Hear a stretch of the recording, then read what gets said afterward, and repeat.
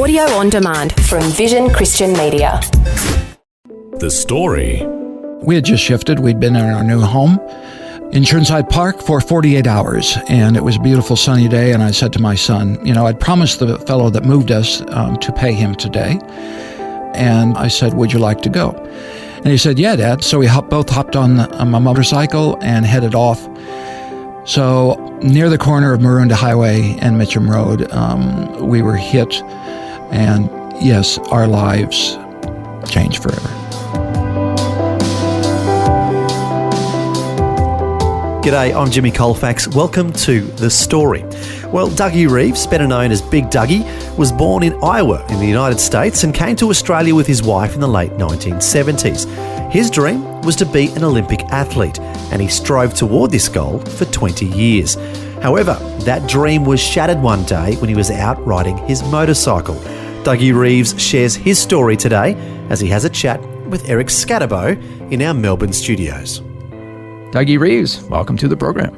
Thanks very much, Eric. It's a pleasure. Absolute pleasure. Glad to have you with us. And let's go back to your childhood, born in the Midwest of the United States, out in the corn state of Iowa. Is that right? That's known for corn? Absolutely, yep. Iowa, Midwest, Bible Belt. Yep.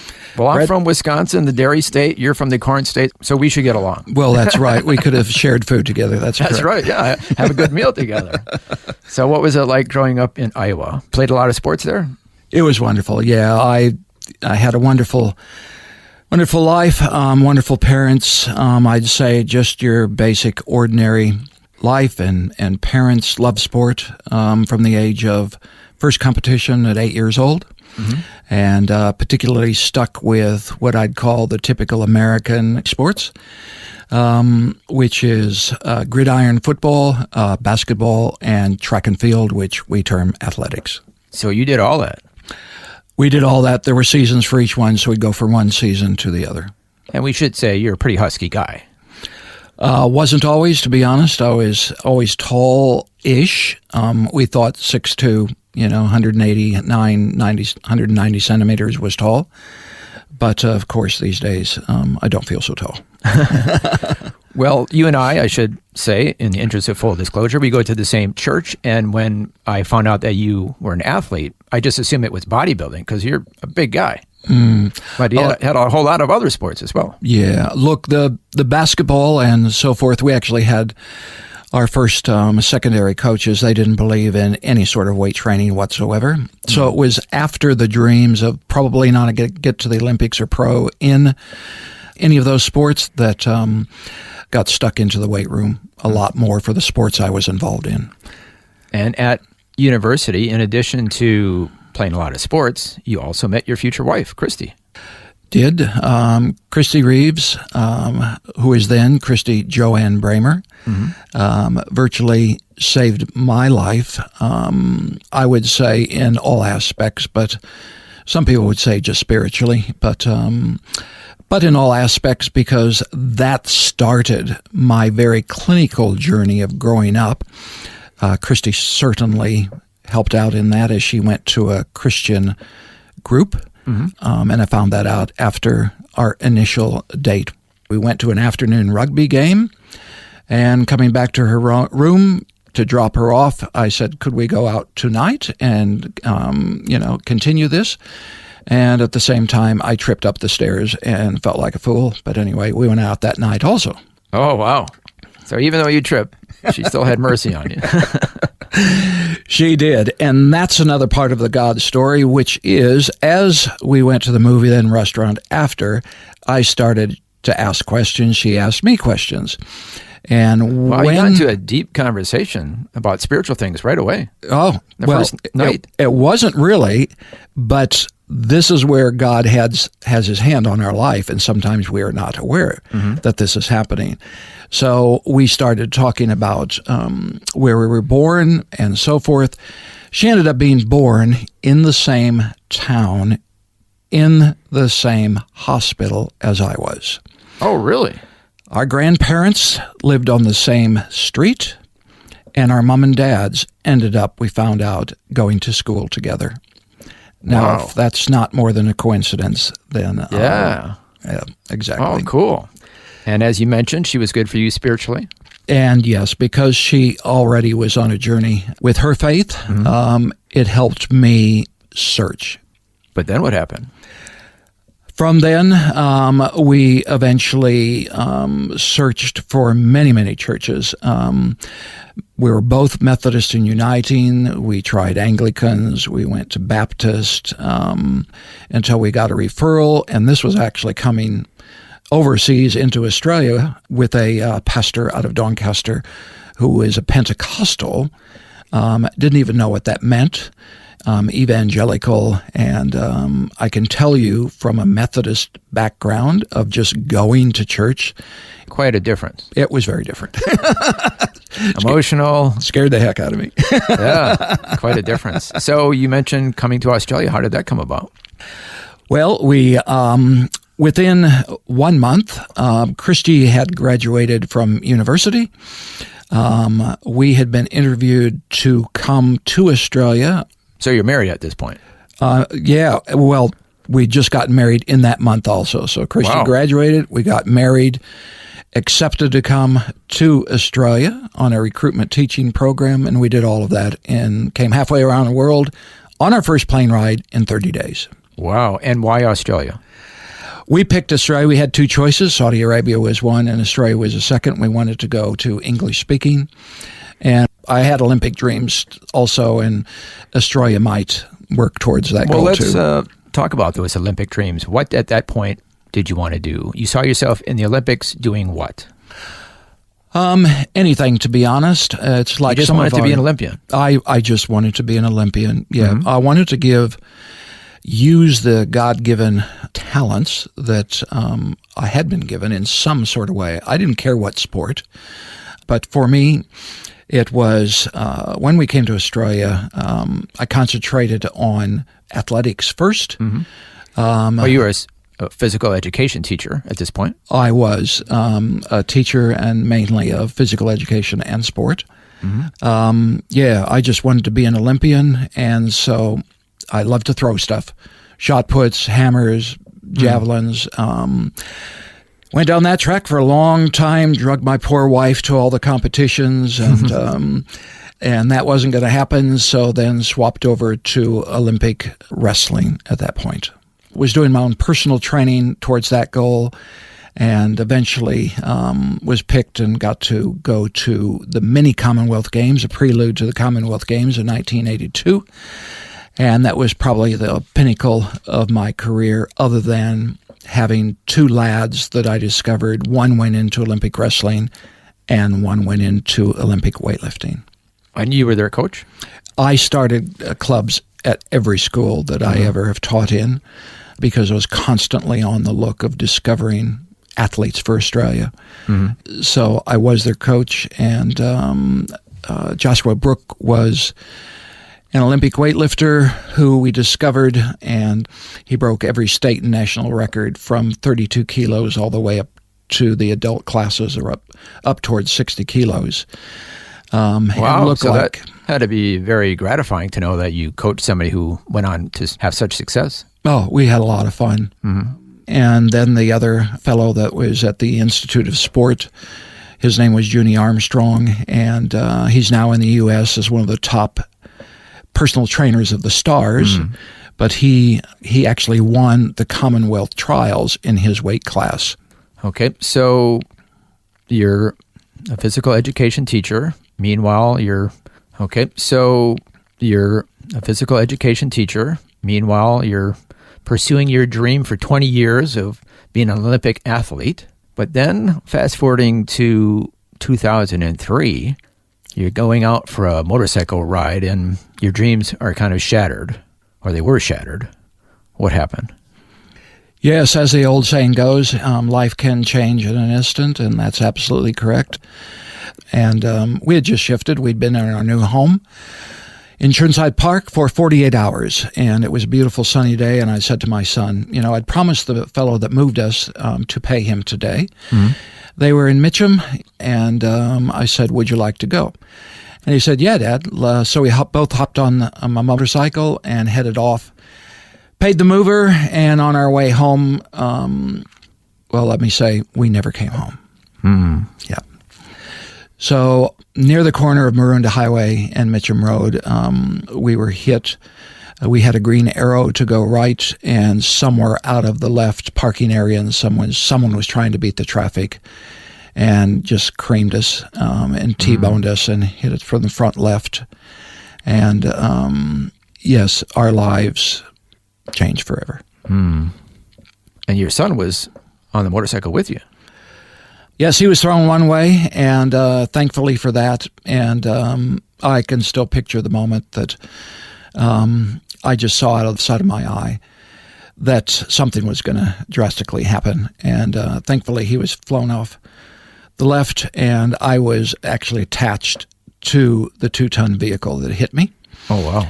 And I can remember them pulling it apart and the metal and all of that, eventually lying on the ground. But I must back up and say, in those split seconds when I saw this vehicle out of the corner of my eye, my heart, and I've talked to people later about this, isn't it amazing how people that don't have any beliefs, but when adversity strikes, isn't it amazing how most human beings say one thing, oh my God, whether you have a faith, a belief or not.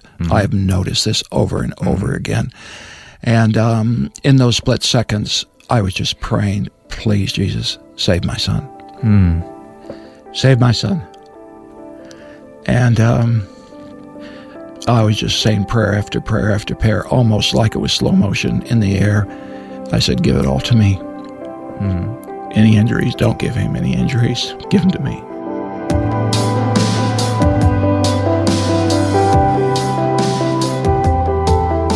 You're listening to The Story. Our guest today is road trauma survivor Dougie Reeves, who's been sharing how his life drastically changed on that day in 2003 when he was riding his motorcycle with his young 12-year-old son.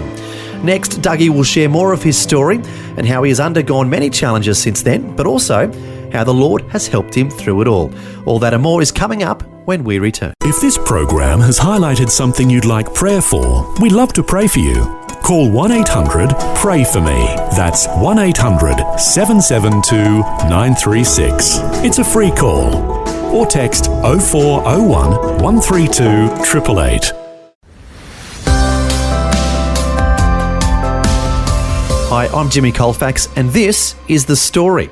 Our guest today is road trauma survivor Dougie Reeves, who's been sharing with us about that tragic, horrific accident he was involved in back in 2003, when he was on his motorcycle along with his 12-year-old son. Unfortunately, that accident set off a chain of events that sent his life into a tailspin, as he had mounting legal and medical bills. Now, here's more of Dougie Reeves sharing his story. And what were the injuries that you sustained? At that particular time, I had over 40 to 50 injuries, fractures, dislocations, and organs. And that night, the surgeon that actually looked after me, Dr. Harvinder Beatty, we got hit at 5:05, and at 11 o'clock at night, he was still up in his office on the whiteboard making list of appliances and fixtures and everything he needed, because he had to go from one injury site to the other. So it went from the bottom of my left toe and foot to ankle. My tibia I was trying to get to my son to find out how he was, and I couldn't move and I couldn't crawl over to him. But this was at the scene. That was at... You're trying to crawl to your son. That was at the scene, yeah. Wow. So, it's pretty much the whole left side, lower left side. And, of course, crush injuries are also the toxins that are released. I also thought of that when they were releasing me from the car. I'm thinking, I don't know if this is a good idea. They're releasing you from the car? Yeah, I was stuck to the car. My motorcycle was stuck to the car. And you're in there somewhere? Yeah. And I'm in the middle of it. Yeah, that's right. Wow. Yeah. Wow. And I'm going, because I'd heard of other accidents, crush accidents and workplace accidents. Yeah. And if someone's been crushed, you got to be very careful because you can kill them straight away. And but after that, as poor Dr. Harvinder Beatty and his medical crew finally got to attending me, which they didn't even start till after midnight that night. And they did the first surgeries, which after 12 to 15 hours, they said they had to pull the pin because they just went from one to the other, all the way up my legs into my pelvis. I was split open. Yeah, and how is your son? Very fortunate. Since Dirk was thrown to the side, injury-wise, he was fine. But of course, the mental aspect of the trauma, of trauma, and that sort of thing. So here you were, suddenly devastating injuries from the accident. Then, to add insult upon injury, was the financial loss. Where was your faith in all of this? Solid as a rock. As the old saying goes, it is what it is, and we understood and knew that God was looking after us, and he would point us in directions as far as what the heck were we going to do. Look, what I want to say to the listeners, it's always encouragement. God has been there every step of the way for us, and we have struggled, but we've hung in there because it had nothing to do with Jesus Christ and what he did to us. It had to do with Jesus Christ and how he saved us. And he pointed us in the next direction, the next avenue. And that's what we've been doing for the last 18 years. Just hanging on to your faith in the Lord? Hanging on. And as people have said, they've looked at me sometimes, they go, my gosh, what do you do all day?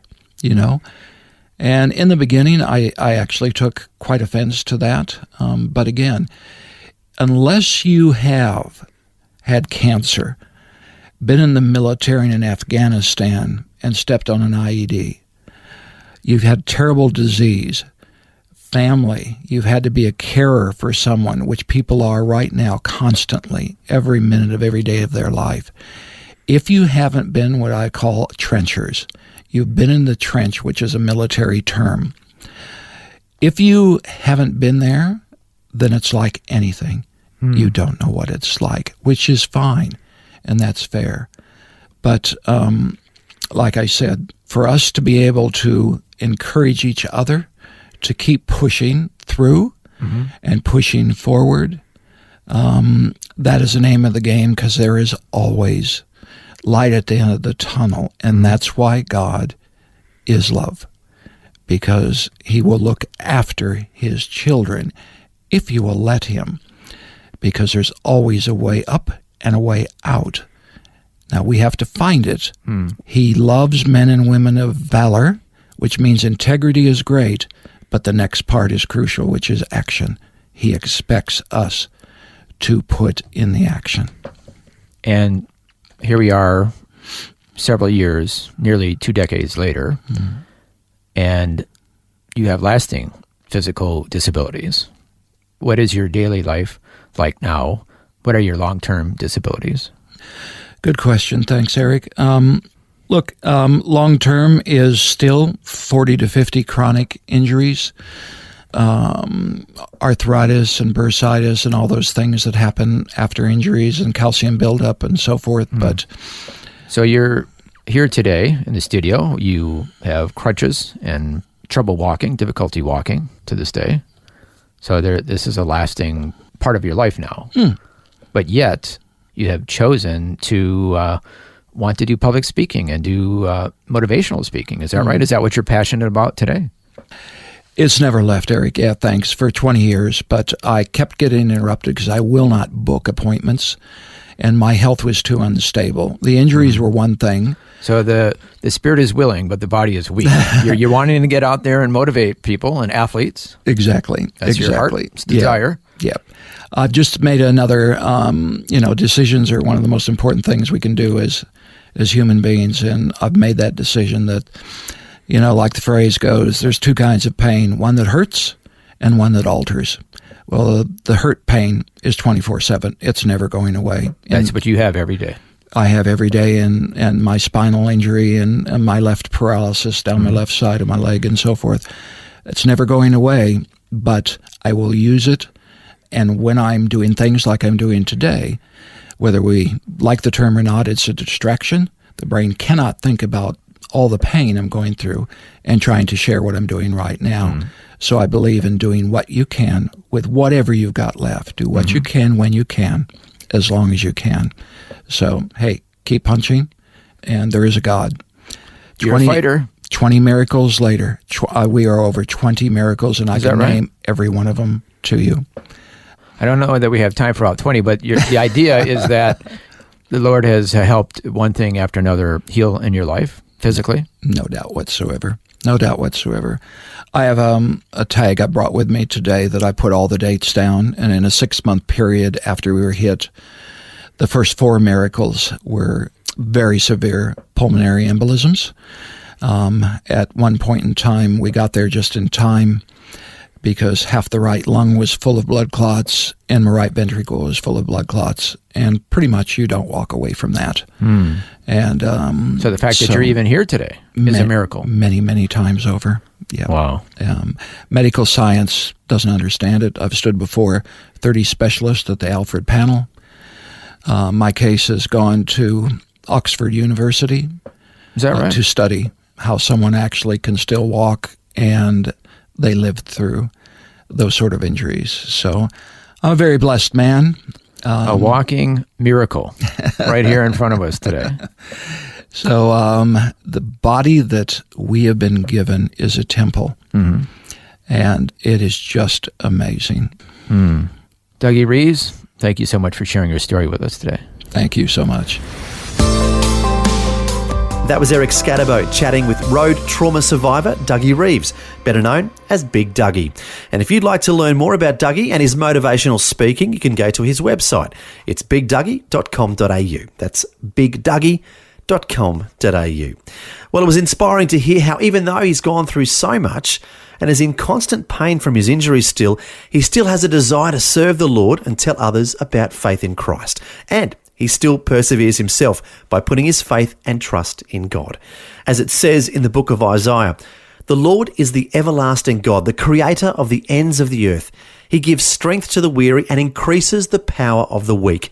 Even youths grow tired and weary, and young men stumble and fall. But those who hope in the Lord will renew their strength." Amen. Finally, if you can identify with any of the struggles that Dougie has gone through and like someone to pray with, our prayer line is 1-800-PRAY-FOR-ME.